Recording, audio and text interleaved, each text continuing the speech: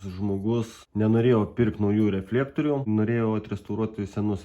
Prie to pačio ir parodysiu, kaip paruošiami chromavimui. Nėra čia labai didelio mokslo, kažkam patiks mintis ir patys to užsiimsit.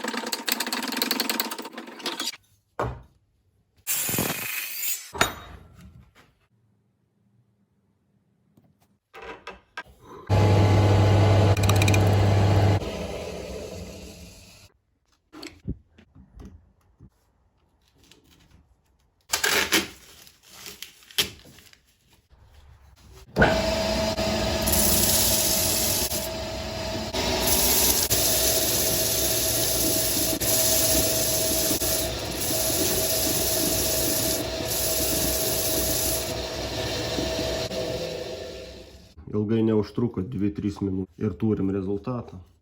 Dar tik pradžia, 80 grubumo popierių. 280, 400 ir man atrodo toliau gal būtų patogiau naudoti veltinę. Dabar gavosi toks variantas, kad pirmiausia pradėjau ruošti vidinę pagrindinę dalį chromavimui, o po to tik tai atliekamas smėliavimas. Tai kad nesugadinti paruoštos poliruotos dalies smėliavimo metu, tai sugalvojau tokią apsaugą. Iškirpau tokią plastikinę plokštelę falę ir prisukau varžtuku, kad laikytų, tiesiog kad smėlis nepatektų. Svarbu buvo nusmėliuoti šitą kraštelį, bet nepaliesti poliruoto paviršiaus. Ir gavosi ganėtinai neblogai.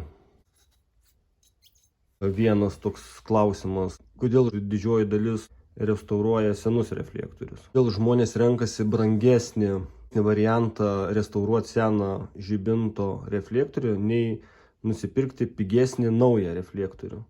Šiaip tenka padėti žmonėms su automobilių reflektoriu, jeigu jie yra rūdinčio metalo, ar šiaip kažkokios neįmantrios ten sudėtingos formos, padedu atnaujinu. Pabaigai visiems gero saugaus kelio.